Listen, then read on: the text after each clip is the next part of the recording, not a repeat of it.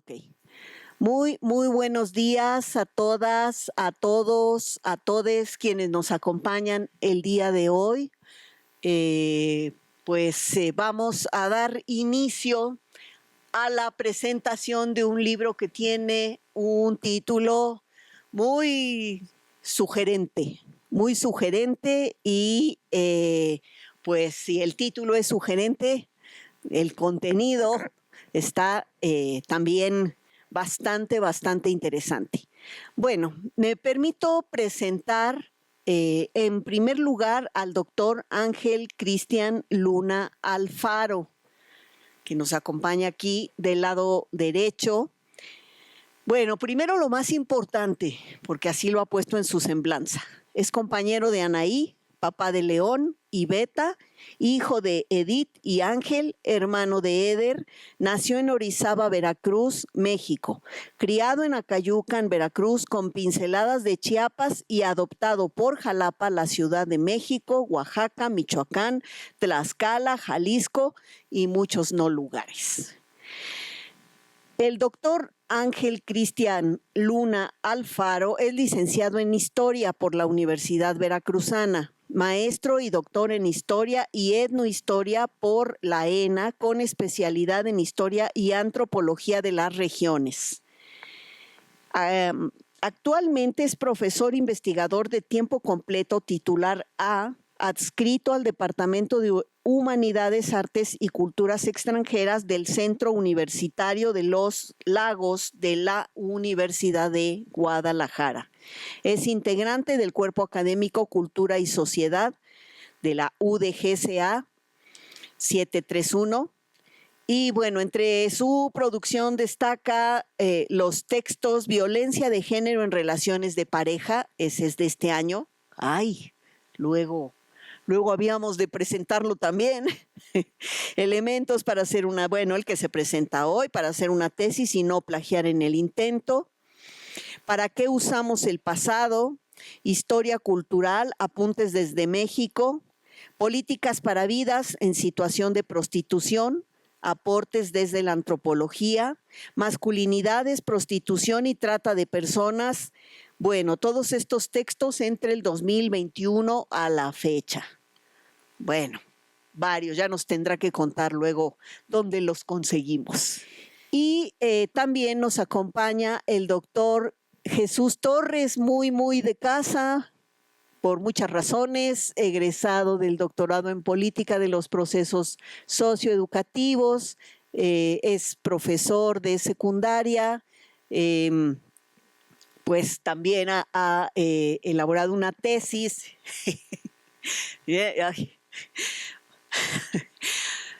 Doctor en política de los procesos socioeducativos por la UPN, donde también estudió la maestría en desarrollo educativo, por eso decimos que es de casa. Actualmente realiza una estancia de investigación postdoctoral en el Departamento de Investigación Educativa, el DIE del CINVESTAB IPN.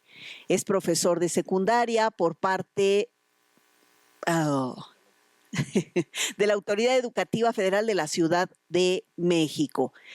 Bueno, ha participado en congresos, por cierto que viene de uno organizado por él, de una red de la que él actualmente preside. Y en este momento es estudiante del Seminario Lógica de Género y Sexualidad, Prácticas Culturales y Formas de Apropiación en la escuela, también en la ENA. Es miembro de la Asociación Mexicana de Estudios de Género de los Hombres. Y sus líneas de investigación son la educación, la diversidad sexual y las masculinidades. Su más reciente artículo, Desafíos de la masculinidad hegemónica en secundarias de la Ciudad de México, fue publicado por la revista Emerging Trends in Education de la Universidad Juárez Autónoma de Tabasco. Perdonen la pronunciación. Y bueno, pues también hay que decir que ha sido reconocido su trabajo doctoral como la mejor tesis de este nivel por esta casa de estudios y ya está publicado este este texto. Bueno, después de esta larga introducción, yo soy Lucía Rivera, voy a estar aquí a cargo de, pues prácticamente ceder la palabra de inmediato.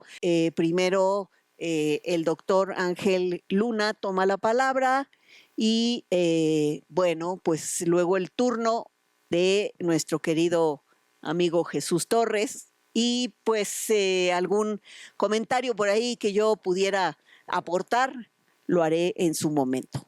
Muchas gracias.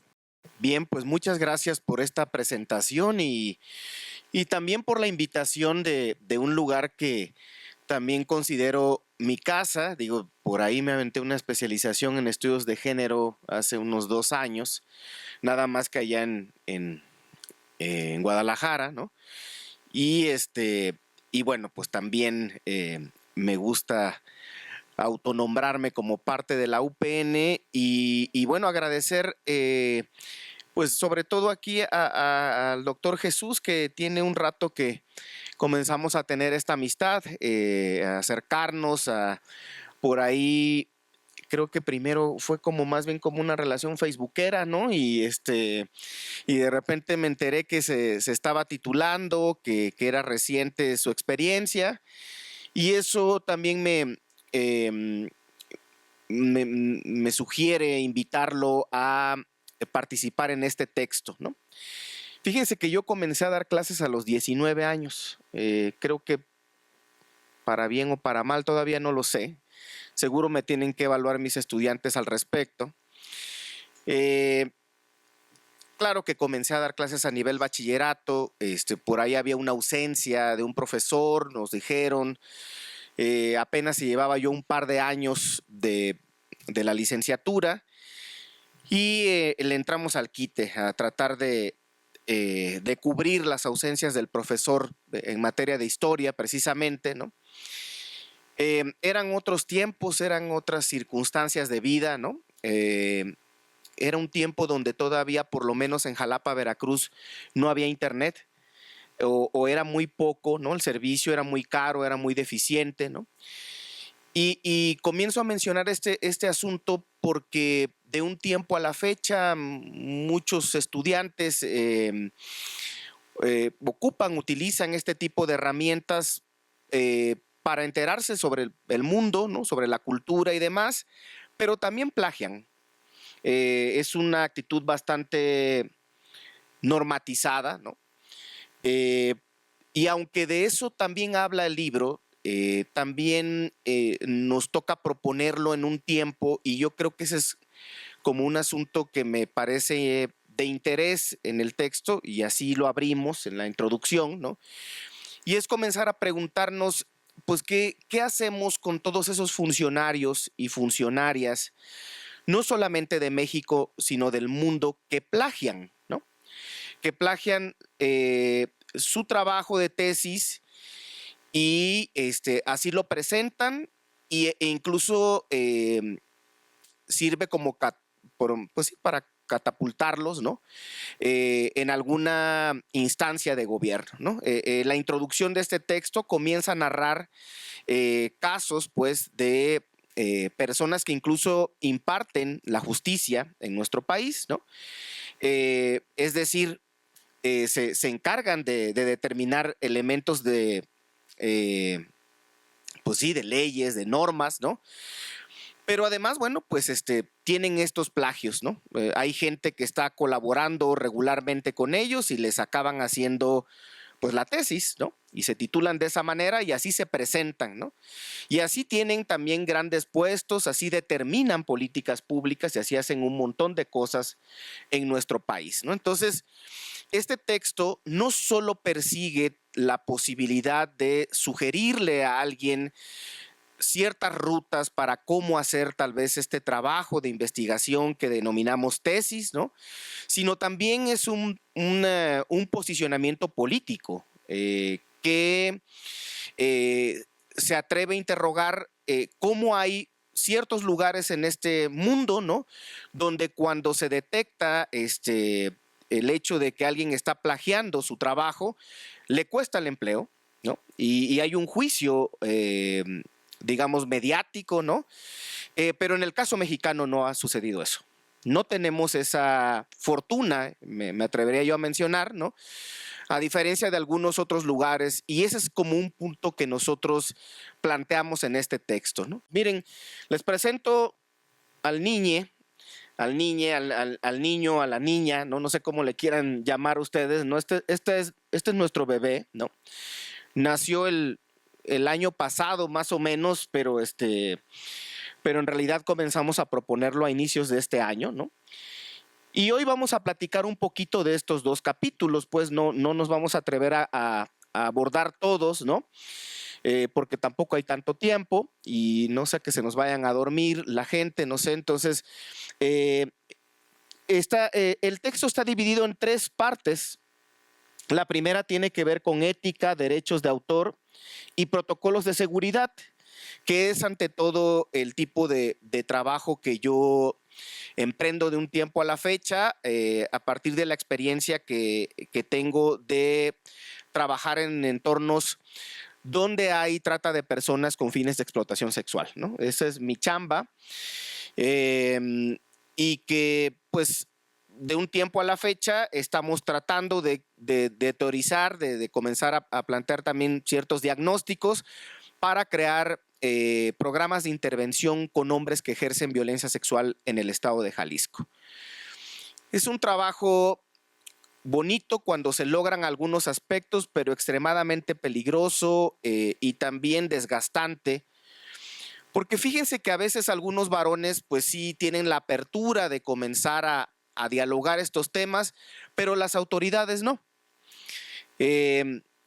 No sé si ustedes en algún momento han checado eso, a lo mejor por acá también los colegas podrían plantear esta cuestión, la fiebre de las masculinidades, ¿no? Los temas de género y demás. Llegan los jefes y jefas y nos imponen luego los cursos, pero casi nunca ellos se quedan, ¿no? No hay revisión de ese tipo de temas, ¿no? Y entonces este tipo de temáticas pues sí son complejas luego de abordar, porque ante todo nos cuestionarían en primer término el ejercicio del poder y la violencia, ¿no? Imagínense coordinar una institución, ¿no? Sin el ejercicio del poder en México, ¿no? Que es lo que siempre yo pregunto cuando doy cursos también a personas que integran el sistema policial, ¿no? ¿Se podría imponer seguridad, ¿no? Sin violencia? Y bueno, pues la mayoría me dice que no. Le digo, entonces, ¿cómo le hacen en casa? Con sus hijos, con sus hijas, ¿no? O sea, tenemos naturalizada el ejercicio de la violencia para imponernos, ¿no? Porque es la forma en que nos han enseñado, ¿no? Y eso se puede también desmontar, ¿no? Por fortuna. La segunda parte del texto es sobre protocolo de investigación, ¿no? Y ahí hay varios colegas. De hecho, es algo interesante de este texto. Digo, ¿qué les puedo decir? Nadie vende pan frío, ¿no? Entonces, pues estamos hablando bien del asunto para que ustedes lo consulten, porque además es gratuito y ustedes pueden tener acceso a él y en PDF, y entonces lo pueden ver en cualquier parte del mundo. Las personas que aquí colaboran, pues son de diversas instituciones del país, desde el norte, el centro y el sur, ¿no? Hay gente que colabora en la Intercultural de Tabasco, que sería el caso del capítulo 9, por ejemplo, ¿no? Con Gerson y Nicolás. Hay gente de la UPN extremadamente valiosa, ¿no? Y muy querida, que es efectivamente el doctor Jesús y el doctor Roberto, ¿no? Hay personas como Ejecat Cabrera, que es de la UNAM y que nos ayuda al manejo de fotografías, ¿no? De imágenes, no para rellenar la tesis, pues, ¿no? Sino para hacer una labor de interpretación que podría funcionar, ¿no? Andrés Joel se encuentra en el Tecnológico de Quintana Roo. Cristian Antonio Basurto está en la UDG allá conmigo. Ana Victoria también es mi ex tesista, ahora una mujer que también me enseñó varios elementos para comenzar a identificar las vidas en situación de prostitución de mujeres trans allá su tesis está muy buena, ¿no? También de la UNAM está Gustavo y Jesús, y ellos, bueno, pues nos proporcionan esta cuestión de la citación APA, ¿no? 7, que es como un dolor de cabeza, ¿no? Como esos dolores de muelas que uno quisiera quitarse, pero cuando ya se instalan el conocimiento, no el dolor, ¿no? Nos ayuda un poco, pues, para ir develando. Sí, sí, y luego para colmo está cambiando a cada rato el mendigo sistema, ¿no? Entonces, cuando ya tienes cierto dominio del mismo, pues ya viene una siguiente generación y te anda haciendo olvidar lo anterior, ¿no? Del Colegio de Tlaxcala tenemos a Adriana Montserrat, ¿no? Que está en el capítulo 3, el objeto de estudio como trabajo artesanal. A mí me gusta mucho ese capítulo, yo les recomiendo que lean todo el libro, ¿no? Esto es a grandes rasgos el texto, ¿no? Y bueno, pues yo trabajo me autopropongo en el capítulo 1, ¿no? Sobre etnografía en espacios de violencia y conflicto, propuestas para un protocolo de seguridad. Y en un principio, fíjense que esta propuesta tenía que ver precisamente con investigadores o investigadoras que desempeñan su labor en espacios de conflicto, de alta peligrosidad, por ejemplo, ¿no? Pero de un tiempo a la fecha me están convocando de INEGI y de otros lugares en donde aparentemente la labor que hacen pues no es tan invasiva como podría ser pues el trabajo que yo hago y otros escenarios más, ¿no? Porque, bueno, ya sabemos cómo se las gastan luego en nuestros gobiernos, ¿no? Pues hay mucha gente del INEGI que está desaparecida. Por la simple situación de ir a preguntar, ¿no? ¿Cuántos focos tiene tu casa? ¿No? Ha sido muy interesante que el tiempo que estuvimos viviendo en Tlaxcala y trabajando, obteníamos un poco de información con las personas que hacían este tipo de labor, porque pues eran las que iban detectando, digamos, muchas casas de seguridad donde diversos proxenetas se encuentran, ¿no? Es decir, esta gente que está tratando de hacer una labor por demás valiosa y mal pagada, ¿no? Y todo lo que puede implicar, pues, esto en nuestro país, pues, además de todo, está arriesgando su vida, ¿no? Y de la misma manera, las personas que están haciendo trabajo de preservación del medio ambiente, activistas, de hecho me atreveré a decir que toda la gente que hace entrevistas, que aplica el trabajo de la metodología cualitativa, ¿no?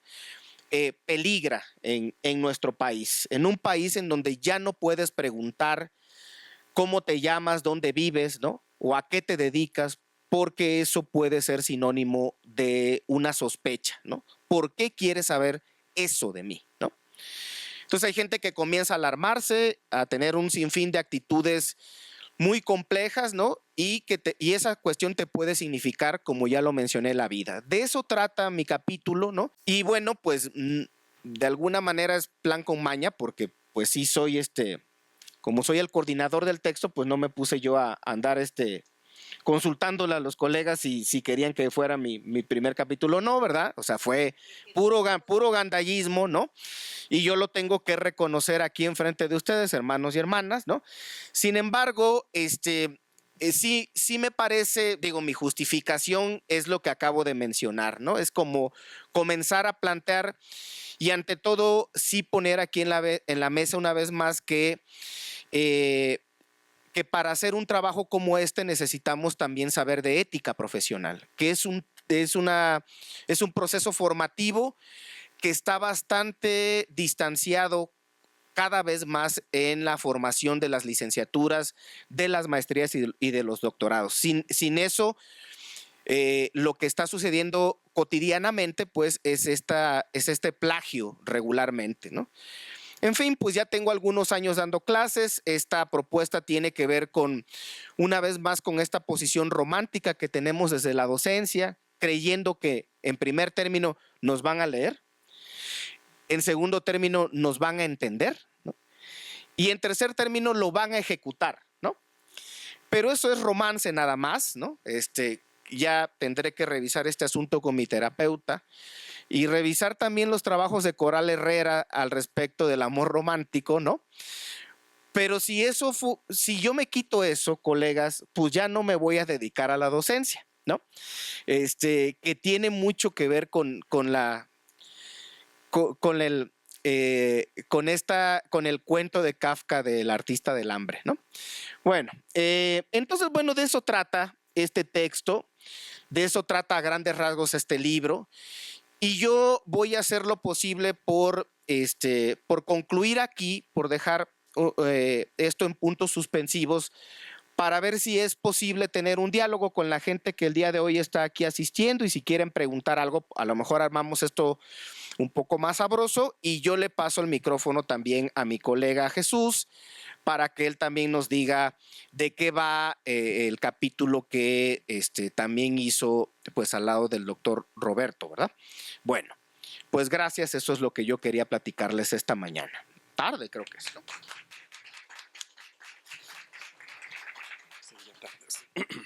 Hola, buenas tardes a todos. Primero, quiero agradecer al doctorado en Política de los Procesos Socioeducativos, a la doctora Lucía por la gestión, por supuesto, al doctor Ángel Luna por la invitación para colaborar con un capítulo que justamente cuando él mencionaba la manera en cómo hicimos contacto por temáticas que seguramente ya se dieron cuenta, trabajamos relativamente en coincidencia, me hace la invitación y yo en el proceso de titulación me cuestioné si era adecuado poder elaborar un capítulo, pero además cuando me planteó la idea de hacer un capítulo metodológico, yo dije, bueno, no sé cómo hacer un capítulo metodológico, pero si ya hice un par de tesis por lo menos, entonces creo que tengo alguna idea de qué va el asunto.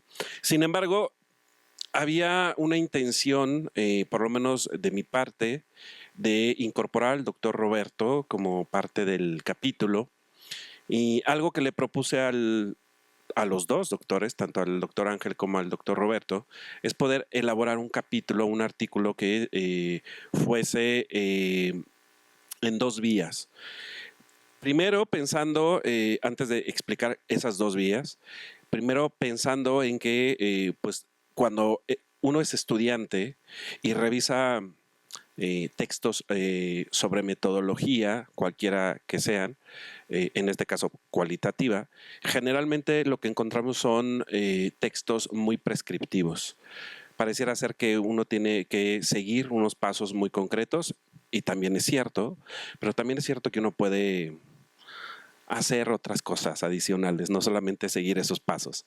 Y en ese sentido, mi intención no era desarrollar un capítulo que fuera prescriptivo, que tuviera una metodología de cómo yo hice la tesis, porque en realidad, pues, aun cuando hay elementos coincidentes en todos los proyectos y que sabemos que son parte esenciales de los proyectos de investigación, me interesaba más recuperar dos miradas, ¿no? Por un lado, la mirada de los tesistas, que bueno, ahí creo que tuve un papel importante como consecuencia de un podcast que tuvimos hace algún tiempo, y que también me permitía pensar en la experiencia del estudiante en la elaboración de su proyecto de investigación, de los conflictos metodológicos, conceptuales, epistemológicos, pero también de las dudas, de las inseguridades que uno atraviesa en la elaboración precisamente de un proyecto doctoral. Y a partir precisamente de esta experiencia del podcast y a partir de mi trayecto en el doctorado, que seguramente muchos coincidirán en que también implica ciertas rupturas epistémicas en términos de ver, hacer la tesis y abordar los textos. Yo quería precisamente contar un poco eso, ¿no? Y contarlo desde un poco la manera en que inició el proyecto. Yo me parece que inicié con un proyecto sobre formación docente y masculinidad, es una cosa así.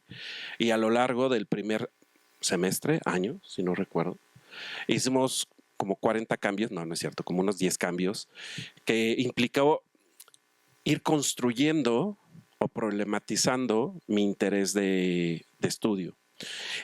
Y durante ese año, ese construir esa problematización, ese objeto de estudio, fue muy complicado, porque claro, a veces nos plantean la elaboración de una tesis como si fuera algo relativamente sencillo, pero sabemos que es un dolor de cabeza para los estudiantes todo el tiempo, porque creo que ya lo hice bien y entonces voy con el asesor y entonces me dice, fíjate que está muy mal hecho esto, tienes que replantearte. Y ahí es cuando uno se enfrenta precisamente a estas rupturas o a estas a veces incluso limitaciones también formativas, y un tanto mi experiencia o la narrativa que pongo en el texto trata de abordar precisamente estos conflictos que viví en la elaboración de la investigación durante los 4 años, un poquito más, porque en realidad sí me aventé un poquito más, no voy a negarlo, pero retomo un poco la introducción del capítulo y planteo que se presenta como un ejercicio narrativo que busca dar cuenta del proceso de construcción de un proyecto de investigación doctoral en la Universidad Pedagógica Nacional. Y en tanto, el objetivo era recuperar las miradas, experiencias y formas de trabajo tanto del estudiante como del asesor.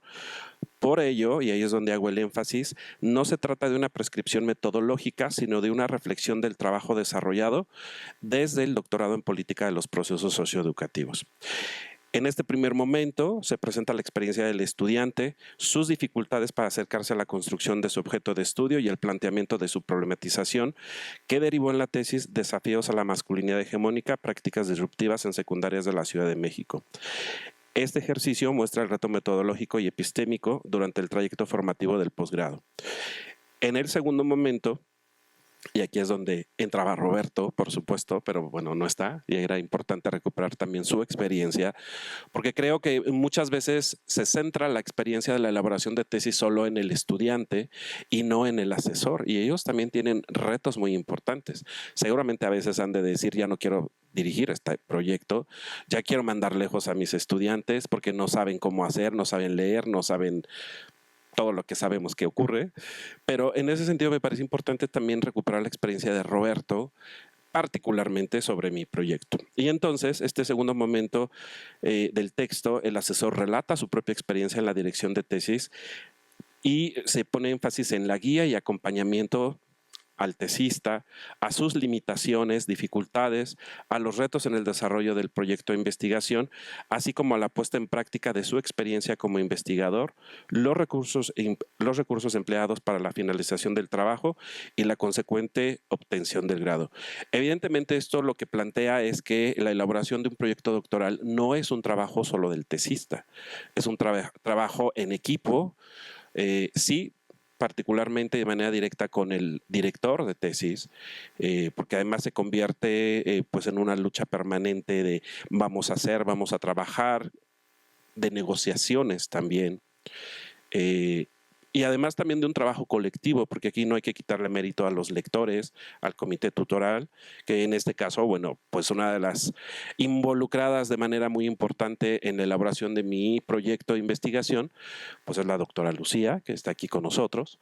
Entonces, sí es un trabajo individual, pero también es un trabajo colectivo, que hay que rescatar no solamente como prescripciones metodológicas, sino también como una parte de acompañamiento estudiantil, de empatía, porque si algo también he de decir en términos de este acompañamiento que hizo el doctor Roberto, más allá de la exigencia en términos de sí la redacción del planteamiento, de ir puliendo ciertos detalles del proyecto, tiene que ver también con la calidad humana del propio director de tesis. Y en ese sentido, Roberto y Lucía estuvieron presentes en un momento muy importante en donde sí les dije voy a renunciar al doctorado. Y un proceso, no, además es un proceso muy complicado personal donde falleció mi hermano y yo tenía que presentar avances de tesis y tenía una semana que había fallecido mi hermano. Entonces yo sí les dije no voy a presentar, voy a renunciar, voy a darme de baja del doctorado.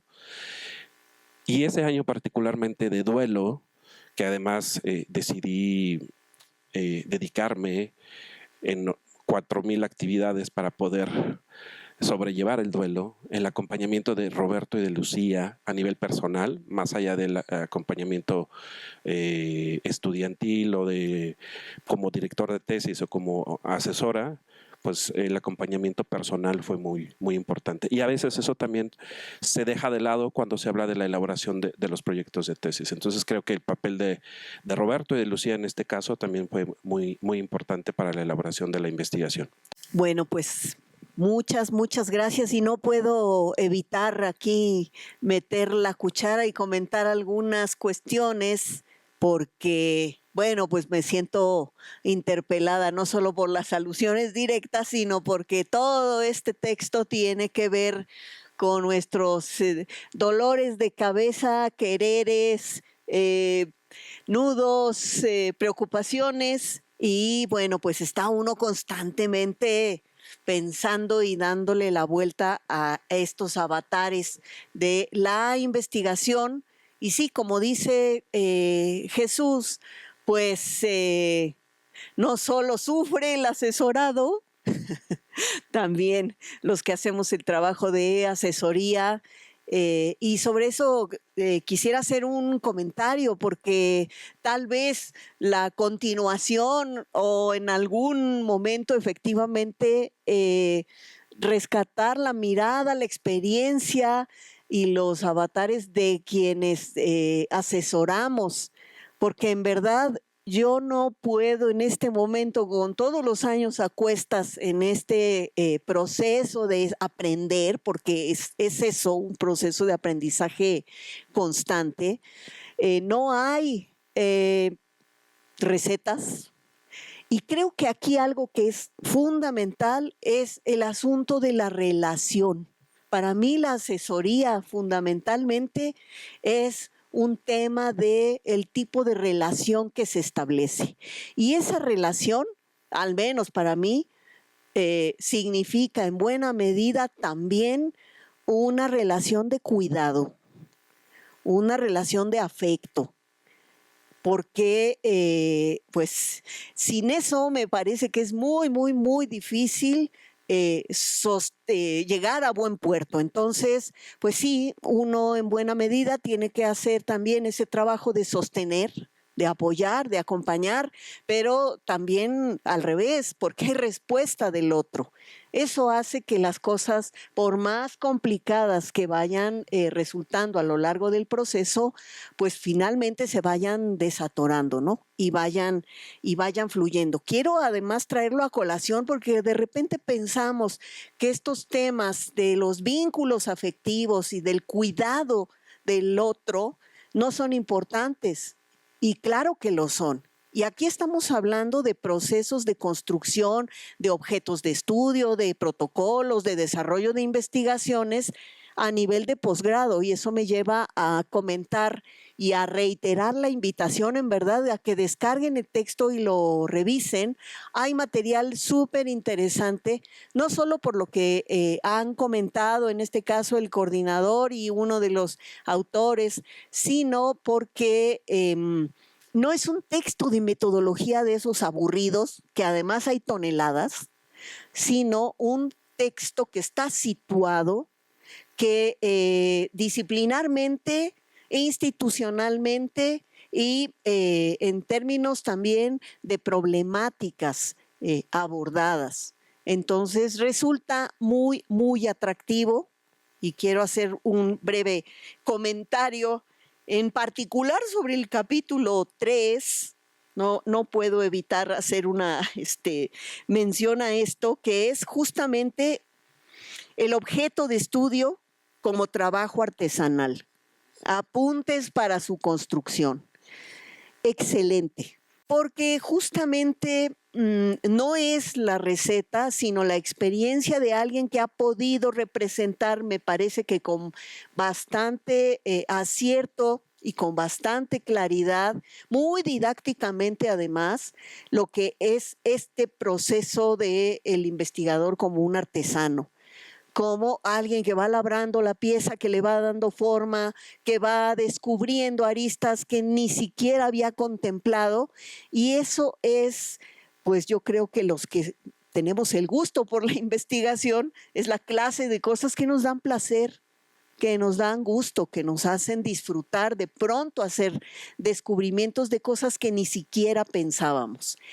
Este es un lindo texto, en verdad se los recomiendo ampliamente, este capítulo, pero todo el libro en general, porque están situados, corresponden a campos disciplinares con los que podemos estar directamente relacionados, y además las temáticas pues también conectan con el lector. En el caso, por ejemplo, del doctorado, que aquí nos dedicamos a hacer formación de investigadores en procesos, en problemas políticos vinculados a procesos de configuración histórico-política de esos problemas, o lo que sería el reverso de la moneda, los movimientos en relación a la educación, que sería también la respuesta a la contracara de esos procesos de configuración. Finalmente, me parece que los temas centrales son plagio, y yo estoy totalmente de acuerdo con el tema del abordaje de la ética en la investigación, pero que en realidad para todas las formaciones, no nada más para el posgrado, para quien se está formando en investigación. Es vergonzoso y triste encontrar todos estos casos en la administración pública que, bueno, en todas partes, hasta en las más altas esferas de los SNI 3 y laureados, galardonados, y sorpresa, ahí también se cuecen habas. Entonces, el asunto del plagio me parece súper, muy interesante, atrapa el modo en que comienza la introducción y también el capítulo del doctor Ángel. El otro eje es la investigación a nivel de posgrado, que bueno, pues lástima que no haya más público aquí del estudiantado, tanto de profesores como de estudiantes de posgrado. Y el otro eje pues son los trayectos metodológicos aterrizados, repito, en disciplinas o en problemáticas específicas. Bueno, pues eso es lo que me quería yo aprovechar el micrófono para comentar. Pues estaría muy bien tener algún intercambio, pregunta, comentario, cualquier cosa que les haya detonado esta conversación. Doctora, qué bonitas palabras y también pues inteligentes en el sentido de invitarnos a reflexionar estos otros elementos que podemos interpretar también con este objeto que ya ahora son digitales, ¿no?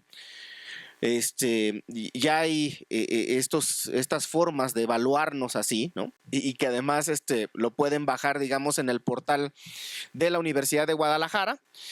Digo, además del agradecimiento a la Universidad de Guadalajara, luego ya saben que están carísimos los libros, y si tienen este tipo de perfil que ayuda y que tiene procedimientos también técnicos y todo eso, pues más los quieren vender y más caros, pues. Y se ha logrado que se pueda tener de esta manera, ¿no?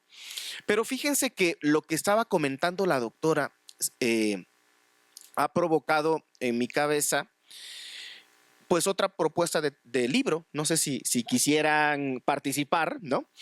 Y tiene que ver con esta revisión de textos que he estado haciendo, ¿no?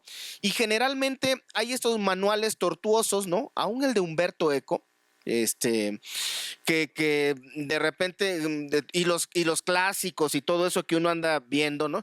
Pero siempre hay manuales de cómo hacer la tesis, según, ¿no? Pero no hay manuales de cómo dirigir una tesis, ¿no? No sé qué les parezca a mis colegas, comenzar a reflexionar algo así, ¿no?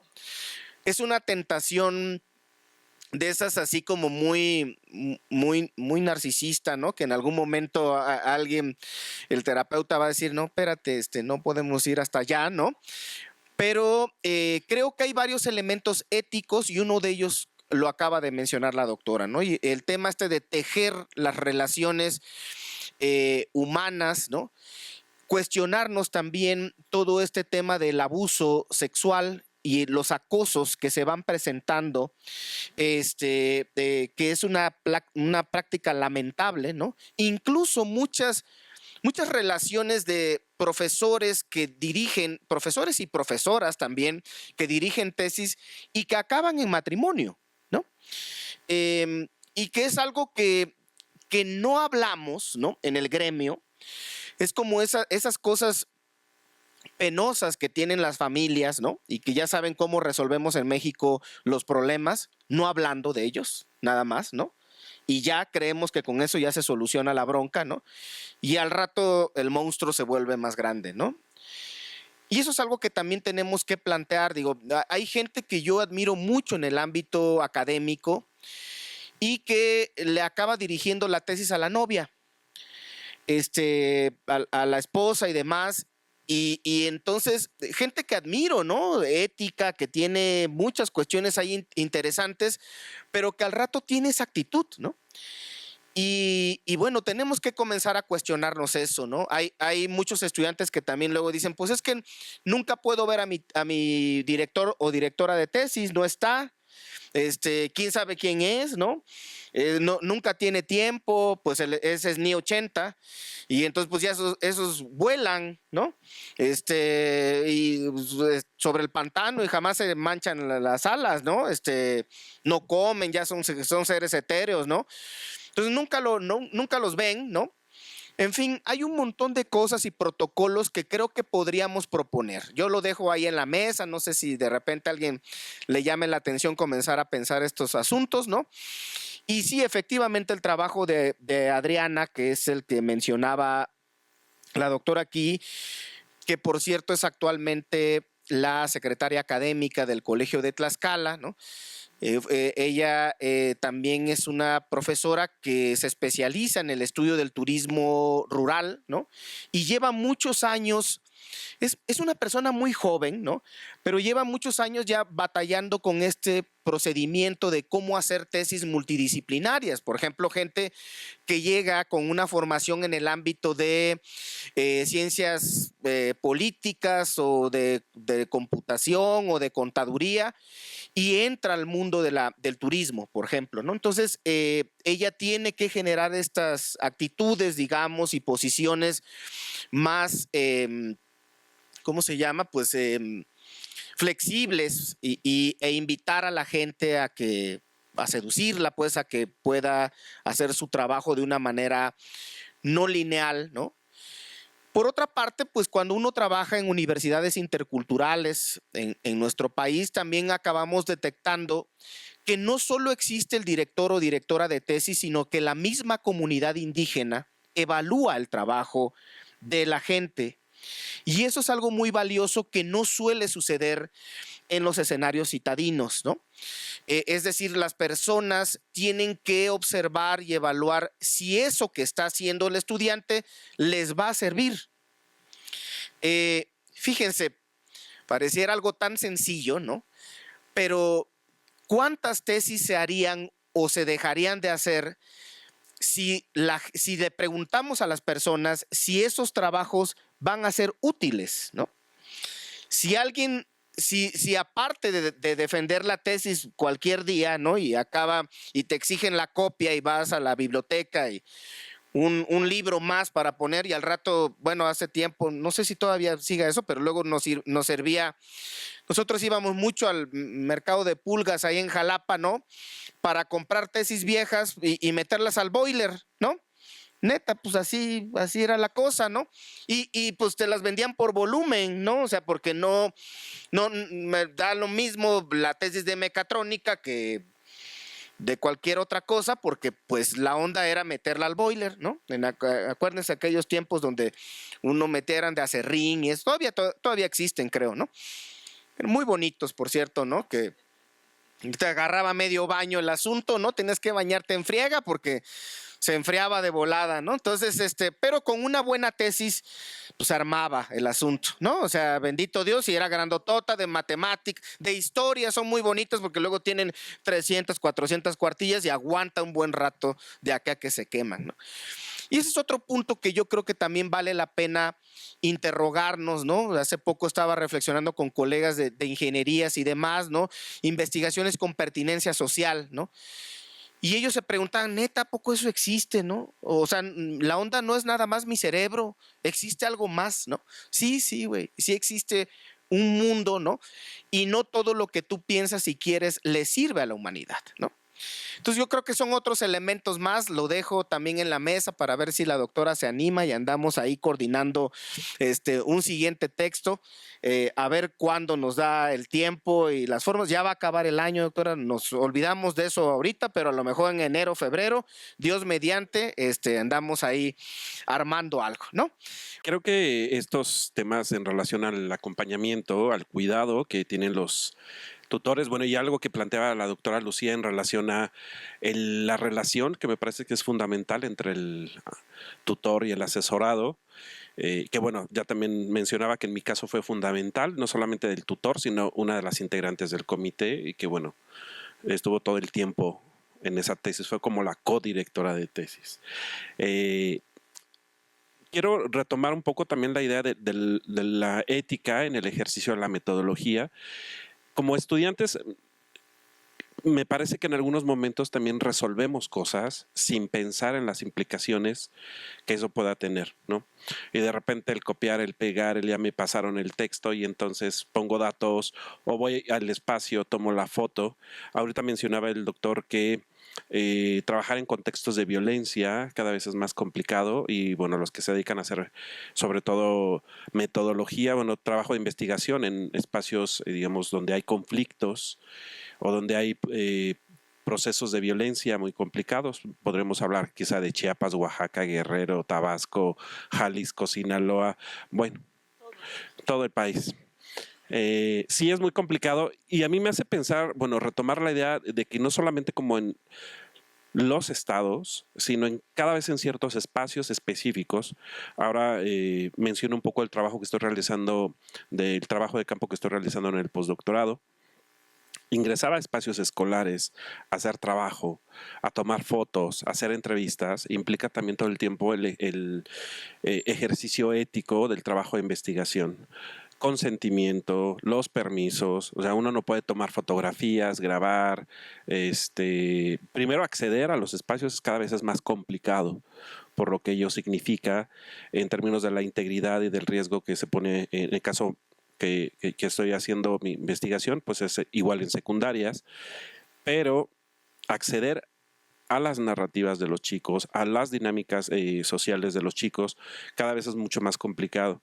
Y poner en la mira el ejercicio ético del desarrollo de las investigaciones para tener presente de manera permanente el consentimiento en el uso de la imagen, de el acceso a los espacios, de el acceso a las narrativas que pueden ser escritas o que pueden ser grabadas, y también pensar quizá en este uso que se da últimamente de la tecnología como la inteligencia artificial, porque muchos me ha tocado escuchar tanto a investigadores como a estudiantes de posgrado decir, no te preocupes, pregúntale a la inteligencia, ponle los temas y ella te resuelve todo. Creo que si no señalamos, si no mencionamos también estos aspectos que son fundamentales para el trabajo de investigación y sobre todo tener una mirada ética en este ejercicio metodológico, va a ser muy complicado que, digamos, podamos romper con estas prácticas que están ahí y que también pocas veces son señaladas, ¿no? Más allá de lo que comentaba el doctor, que bueno, pues finalmente en México difícilmente ocurre algo y creo que estos ejemplos del no pasa nada se van replicando también en muchos estudiantes, no solo desde licenciatura, pero en posgrado también están muy presentes. Bueno, eso quería compartir.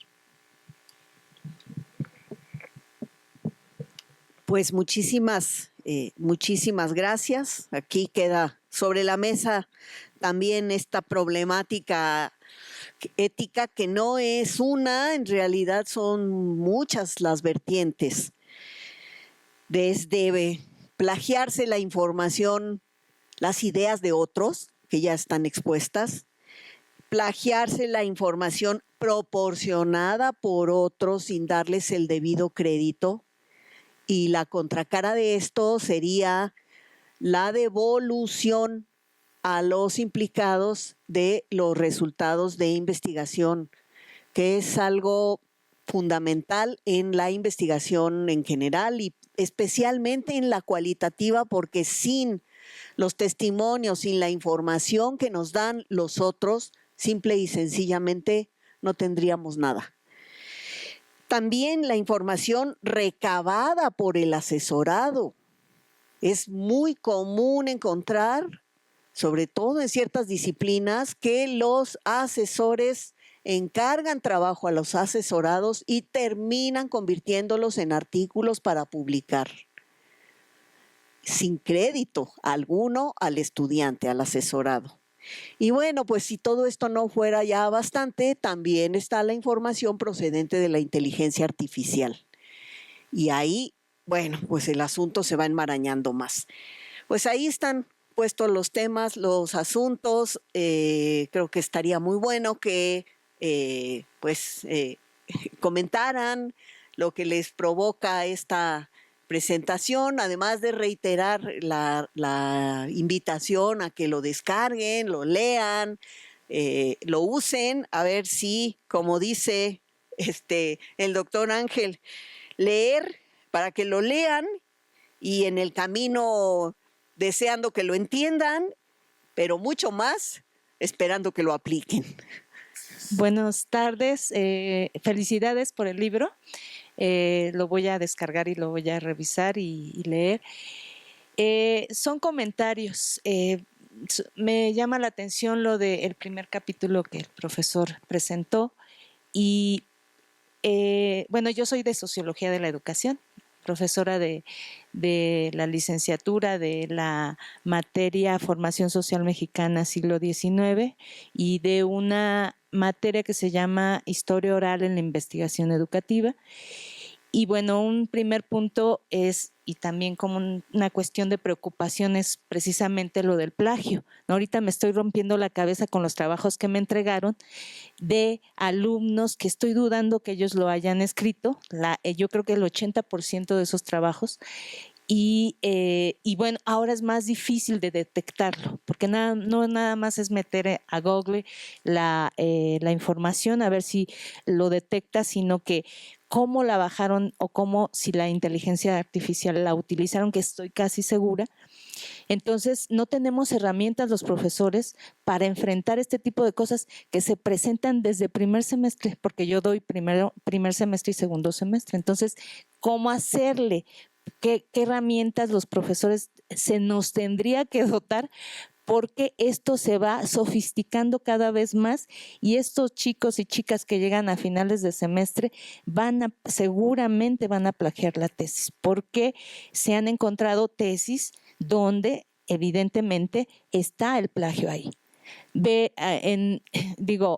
Hay obviedades que los alumnos piensan que no las vamos a tener presentes, pero dos trabajos idénticos, ¿no? Ahorita me encontré con unos párrafos ahí movidos, pero son dos trabajos idénticos.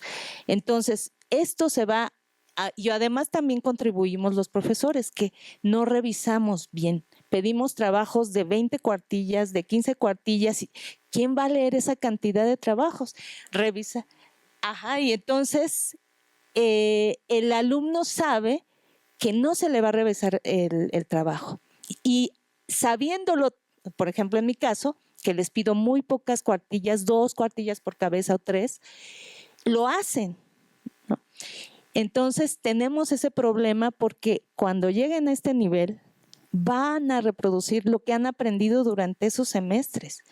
Y a mí me preocupa y me desencanta porque digo, ¿y ahora cómo le hago para saber si esta chica que casi no habla y me han entregado trabajos medios malos y ahora resulta que este es buenísimo, ¿no?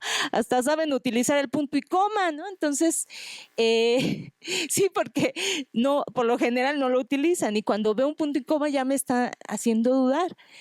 Entonces no tenemos las herramientas para enfrentar esto, y esto es un monstruo.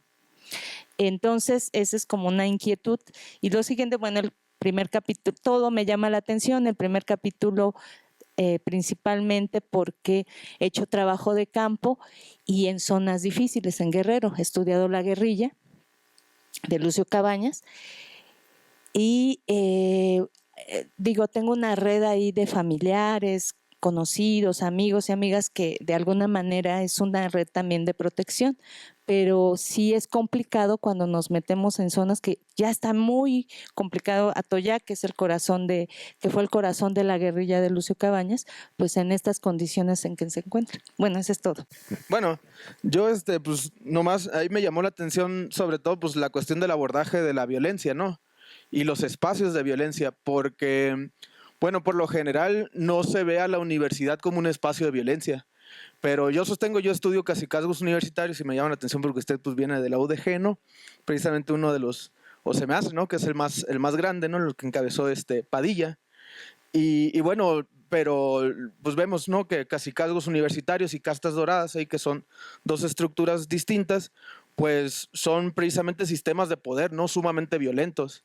Incluso en el caso pues de Padilla, ¿no? En la UDG pues viene de una historia que tiene que ver con la guerrilla, ¿no? La FEG, la confrontación que tuvieron con el FER y toda esa cuestión. Y en el caso de Sinaloa, que es de donde yo vengo y es el cacicazgo que he estudiado, pues también es muy presente, ¿no? Con las ligazones que tenía el difunto Melesio Cuen Ojeda con el cártel de Sinaloa, ¿no? Con algunos personajes que formaban parte de esta estructura. Y bueno, pero pues ahí me llama la atención y quisiera yo pues echarle ahí una ojeada precisamente para ver si ahí encuentro algunas ideas, ¿no? Que me permitan pues precisamente abordar estos fenómenos que son muy complicados. Estaba yo leyendo un documento, ¿no? A propósito de un cacicazgo que hubo también en la Universidad Autónoma de Puebla, la UAP, la Benemérita, y el autor se pregunta, ¿no? Inicia ahí, no recuerdo el nombre, pero inicia él diciendo, bueno, ¿por qué en el caso de los cacicazgos universitarios no pasa todo de la nota periodística o del rumor, ¿no? Y hace un enlistamiento de las causas que él hipotetiza, pero en ninguna viene la cuestión de la represión que hay dentro de las universidades y la violencia, ¿no? Y eso nos habla de que ahí hay un déficit a nivel académico de que no se ha estudiado, ¿no? Eso, yo los trabajos que he visto no más interesantes, ¿no? Y de los pocos, de David Lagunas, precisamente de la Universidad Autónoma del Estado de Hidalgo. Entonces, pues bueno, ahí yo pues voy a acercarme aquí a este material que ustedes están presentando y como para buscar algunas líneas, ¿no? Algunas direcciones. Sí, buenos días. Bueno, el interés de venir a la presentación del libro surgió precisamente porque estoy en la parte de la construcción del planteamiento, ¿no? En esto complejo que explicaba Jesús. Entonces yo dije, ¿será que me vaya a servir el texto para lo que estoy haciendo? Y creo que ya de lo que explicaron, no sabía que estaba en línea, si no lo hubiera yo bajado desde ayer, pero ya con lo que explicaron, con lo que comentaron, creo que hay muchos elementos que tengo que revisar porque, como ustedes bien señalan, ¿no? Hay textos, hay manuales, pero difícilmente lo puedes vivir desde lo que tú estás haciendo, ¿no? Y creo que ver, al menos en la construcción esta que plantea Jesús, verlo desde cómo lo hizo, cómo lo redactaron y, por ejemplo, el otro artículo que comentaba la doctora Lucía que es un trabajo artesanal, de que hay que de que no es un trabajo lineal, de que sea paso A, paso B, sino hay que estarse regresando, hay que estarse construyendo. Entonces, creo que de ahí la riqueza, ¿no? Y la aportación del texto. Y felicidades por el texto. A propósito de las interrogantes, en primer término, pues voy a platicar de mi experiencia, aunado a lo que mencionaba la maestra, de investigar en espacios de alta peligrosidad, ¿no? Voy a poner esto acá. Gracias. Y creo que también algo que no aprendemos, ¿no? A partir de la pedagogía del error, ¿no? Es cuándo debemos de retirarnos de los temas. Siempre nos mencionan que tenemos que insistir y casarnos con el tema y morirnos con él, ¿no? Esa es como esta esta pedagogía del éxito, ¿no? Donde y al final triunfó, ¿no? Y pudo hacerlo, y desde que se levantó creía en ello y lo logró, ¿no? Pero creo que también tendríamos que comenzar a cuestionarnos cuándo debemos de retirarnos del tema, que nos está dañando, que incluso impacta a la familia, ¿no? Entre otros puntos más, ¿no? Entonces, pues sería como una reflexión también que me atrevo a plantear. Es cierto, hay muchos temas que demandan cosas, ¿no? Cuando en los temas que yo abordo, pues hay sobre todo el caso de desaparición de gente, ¿no? Niños, niñas, pues es muy doloroso. Y decir que no le vas a entrar, ¿no? Que no vas a mover cosas para ver si puede regresar a casa, ¿no? Pues hay una disyuntiva siempre en ello, ¿no?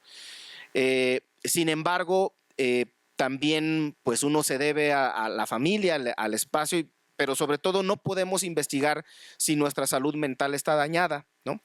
Y si tiene ya un desgaste, si ya no podemos estar ingresando en espacios donde la gente no nos quiere, no confía en nosotros, o también los estás poniendo en riesgo porque estás investigando cosas complejas, ¿no? Con el comentario que hacía el compañero sobre los cacicazgos, me llama la atención cómo son tan sutiles en la actualidad, ¿no? O creo que ya tienen años haciéndolo, que han transitado a partidos políticos.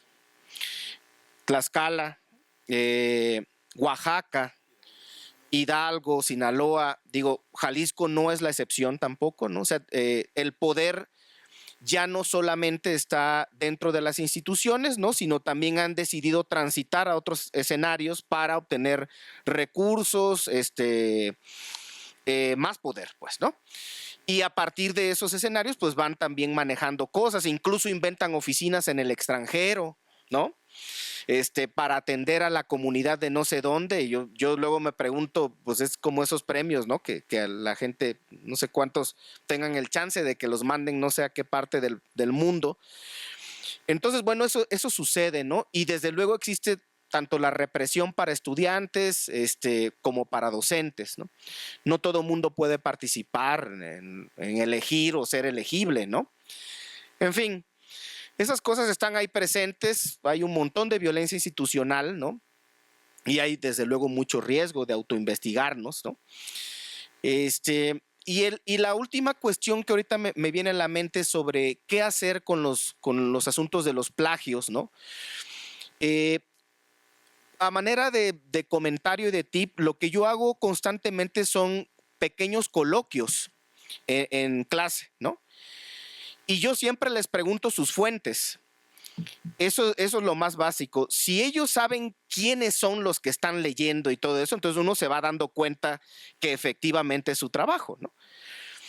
Si no, pues pasa lo que regularmente está, ¿no? Y entonces, bueno, yo al final con esas personas, pues ya tengo un diálogo, ¿no? Y les invito a reflexionar. Pero también me da mucho temor, maestra. Porque si uno no los atiende de una manera asertiva, al rato se vuelven presidentes municipales o de la República. O cualquier otra cosa, diputados, senadores, se encargan de impartir la justicia. Entonces ahí está esa disyuntiva y ese trabajo romántico una vez más, ¿no? En donde podemos amonestar de alguna forma, ¿no? Y sugerirle a la persona que lo deje de hacer, pero necesitamos hacer un frente común. Un esfuerzo aislado como el que probablemente hace usted y más de mis colegas en el mundo, pero si el resto de profesores siguen sin leer los trabajos, sin asistir, en fin, un montón de cosas que suceden cotidianamente, pues ahí seguimos teniendo las broncas, ¿no? Entonces, pues apenas si podría yo hacer estos comentarios a propósito de lo que ustedes interrogan, ¿no? Sé que no voy a resolver nada con esto, pero bueno, pues es lo que aquí aporto, ¿no? No sé si el doctor Jesús quiera mencionar algo. Bueno, a mí me parece que cuando se habla de plagio, generalmente se le da la responsabilidad al profesor, el director de tesis, de ser quien revise, de ser quien dé seguimiento puntual a los avances. Yo pienso en dos posibilidades, ¿no? Para atender un poco esa circunstancia. Creo que como estudiantes también dejamos de lado que tenemos mucha responsabilidad en ese sentido y tendríamos que asumir unas posturas mucho más críticas en el uso de la información, de las fuentes, de utilizar referencias que nosotros en realidad manejemos, dar el crédito a quien corresponde, pero no necesitar que haya alguien que nos vaya a vigilar, que nos vaya a sancionar, que nos vaya a señalar que estamos incurriendo en cierto tipo de prácticas. Creo que como estudiantes también tendríamos que abrir discusiones sobre este tipo de prácticas, porque es muy común que eso tampoco se dé, así como de repente dicen, bueno, es que no se habla de los maestros o no se habla del trabajo que ellos hacen de acompañamiento, de cuidado, pero también como estudiantes no hacemos ejercicios críticos y reflexivos sobre lo que estamos haciendo como estudiantes. Y creo que ahí tenemos parte de la responsabilidad, porque no solo es de los asesores o los profesores en revisar nuestros trabajos, sino nosotros tendríamos que atender esa parte, pero bueno, vivimos también en una sociedad en la que de repente el gandallismo es lo que prevalece, ¿no? Y la manera de cortar trabajo, de avanzar sin el esfuerzo, creo que también es muy complicado poder romper con esas prácticas culturales, ¿no? Que venimos arrastrando no solo de licenciatura, sino que a veces, bueno, ese tipo de circunstancias también están presentes ya en educación básica, ¿no?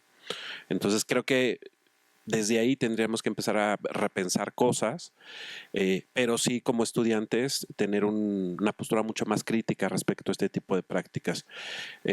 Sobre todo también porque sabemos a veces de compañeros que sí lo hacen y a veces nos callamos, ¿no? Y eso es un poco como los circuitos de violencia, ¿no? Si nosotros sabemos quién ejerce la violencia y nos quedamos callados, nos terminamos convirtiendo en cómplices. Entonces, si yo sé que alguien está teniendo prácticas de plagio y me quedo callado, pues yo también me estoy haciendo cómplice de ello, ¿no?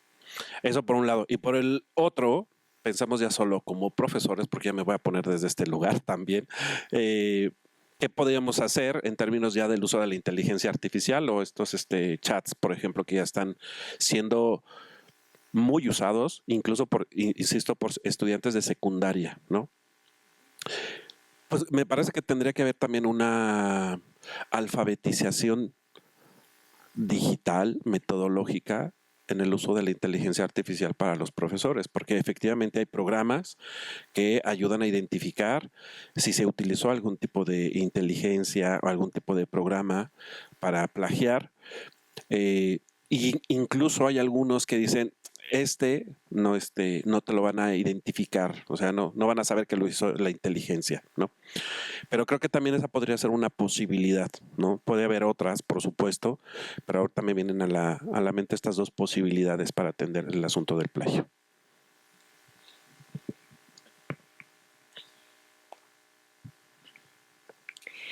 Pues creo que estamos llegando al final de esta agradable sesión. Creo que se han puesto sobre la mesa muchos asuntos a los que vale la pena seguirle la pista. Me quedo con la invitación provocación. Ya acuso de recibido y bueno, a ver si pronto estamos de nuevo regresando sobre estos temas, ya con una aportación distinta, ¿no? Nueva. Bien, pues únicamente me resta agradecer a quienes pues hoy nos compartieron este texto, al doctor Ángel, al doctor Jesús, y nuevamente reiterarles la invitación a que descarguen el libro, a que lo lean y a ver, de ahí cualquier otra cosa más que resulte. Todas, a todos, a todes, muchísimas gracias por la presencia. Gobierno de México.